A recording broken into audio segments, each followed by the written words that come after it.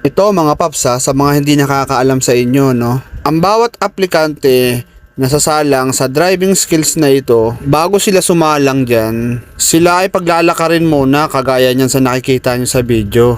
Isa kasi ito sa paraan para mabilis nilang makabisado, para pag nag-driving skills na sila, mabilis na nila makakabisado yan. Kaya ayan sila dyan, pinapaikot-ikot sila dyan, yan, hanggang sa makabisado nila na yan.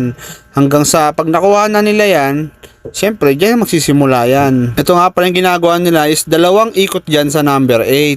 Yan, dalawang ikot sa number 8 na yan.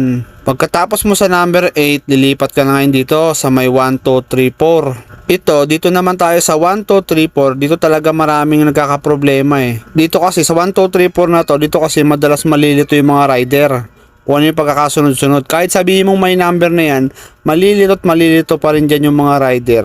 Akala nyo, porket inikot nila na yan, kabisado na yan, nako, sigurado, kapag nagsimula na sila, yung ginawa nila yung paglakad-lakad at pag-ikot-ikot na yan, makakalimutan nila yan sa sobrang tindi ng kaba nila. Oo, mga paps, talaga nakakaba. Ewan ko ba bakit ganun? Sobrang bibihira lang talaga lang hindi kakabahan dito. Ewan ko ba kung bakit.